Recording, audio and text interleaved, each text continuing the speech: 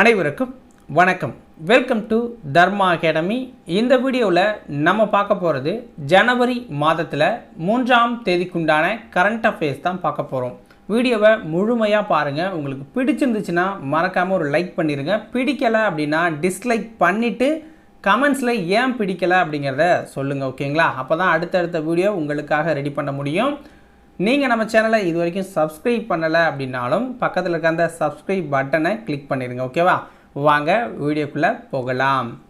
முதல் வினா, நேரம் தவறாத விமான நிலையங்கள் பட்டியலில் முதலிடத்தில் உள்ள விமான நிலையம் எது? நேரம் தவறாத விமான நிலையங்கள் பட்டியலில், அதாவது பெரிய விமான நிலையங்கள் பட்டியலில் முதலிடத்தில் உள்ள விமான நிலையம் எது? ஆன்சர் பாருங்கள். மினியாபோலிஸ் செயின்ட் பால் சர்வதேச விமான நிலையம்.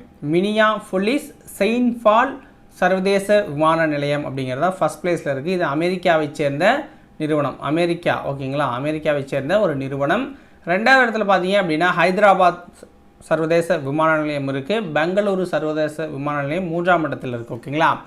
ஸோ 84.44% பெற்று முதலிடத்தில் அமெரிக்காவை சேர்ந்த மினியாபோலிஸ் செயின்ட் பால் விமான நிலையம் இருக்குது.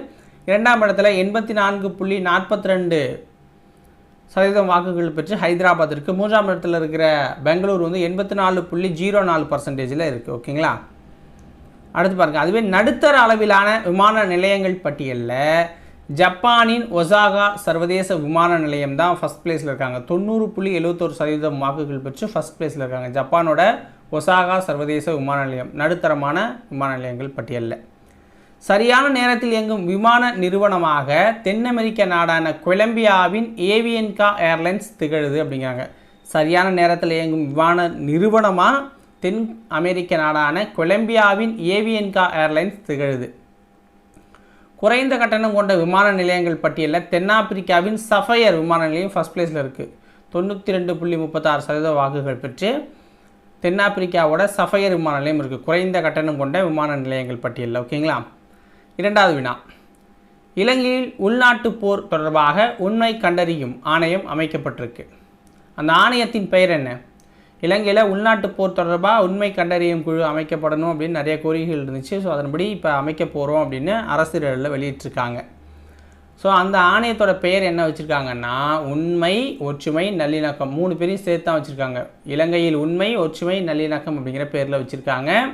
1983லேருந்து 2009 வரைக்கும் அங்கே உள்நாட்டு போர் மிக தீவிரமாக எல்டிடி அமைப்பால் நடத்தப்பட்டுச்சு.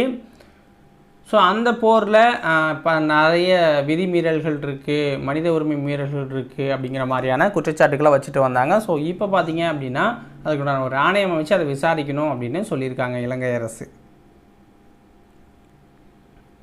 உலக முதலீட்டாளர்கள் மாநாடு சென்னையில் எப்பொழுது நடைபெற உள்ளது?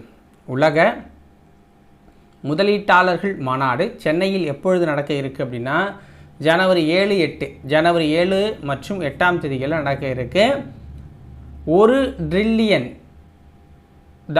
பொருளாதாரம் என்ற இலக்கை முன்வைத்து இந்த மாநாடு அப்படிங்கிறது நடக்க இருக்குது. ஓகேங்களா? $1 ட்ரில்லியன் மாநாடு. காமராஜர் துறைமுகத்தில் 206 கோடியில் புதிய சரக்கு முனையத்தை தொடங்கி வைத்தவர் யார்?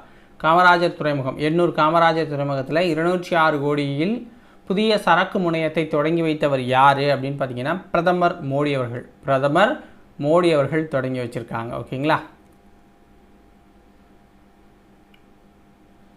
சென்னையில் இன்று தொடங்கியுள்ள புத்தக கண்காட்சி எத்தனையாவது கண்காட்சி? சென்னையில் இன்று தொடங்கியுள்ள புத்தக கண்காட்சி எத்தனையாவது கண்காட்சி அப்படின்னா 47வது கண்காட்சி. 47வது புத்தக கண்காட்சி தான் நடக்க இருக்குது. ஓகேங்களா? பாப்பாசி சார்பில் சென்னை நந்தனம் YMCA மைதானத்தில் இது நடக்குது. தமிழக முதல்வர் மு.க. ஸ்டாலின் தான் தொடங்கி வச்சுருக்காரு. ஜனவரி 3ஆம் தேதியிலேருந்து ஜனவரி 21ஆம் தேதி வரைக்கும் இந்த புத்தக கண்காட்சி அப்படிங்கிறது அங்கே நடக்கும். ஓகேங்களா?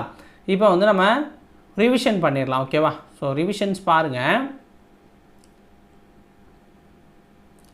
நேரம் தவறாத விமான நிலையங்கள் பட்டியலில் முதலிடத்தில் இருக்கிறது எதுன்னா மினியாபோலிஸ் செயின்ட் பால் சர்வதேச விமான நிலையம் ஃபஸ்ட் பிளேஸில் இருக்குது பெரிய விமான நிலையங்களில். ஓகேங்களா?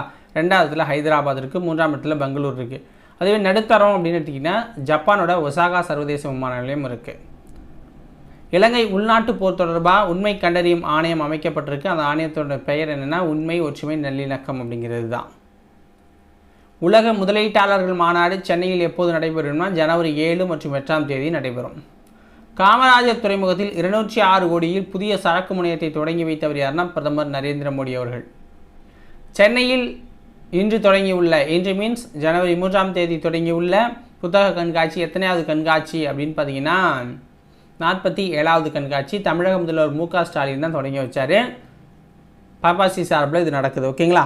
ஸோ இதோட இன்றைய வீடியோ பதிவு முடிஞ்சிருச்சு. பிடிச்சிருந்துச்சுன்னா ஒரு லைக்கை போட்டு விட்ருங்க. பிடிக்கலைன்னா டிஸ்லைக்கை போட்டது ஏன் அப்படிங்கிறத கமெண்ட்ஸில் சொல்லுங்கள். அப்போ தான் அதை கரெக்ஷன் பண்ணிக்கிட்டு அடுத்த வீடியோ உங்களுக்கு கொடுக்க முடியும். சப்ஸ்கிரைப் பண்ணாமல் இருந்தீங்க அப்படின்னா சப்ஸ்கிரைப் பண்ணி சப்போர்ட் பண்ணுங்கள். நன்றி, வணக்கம்.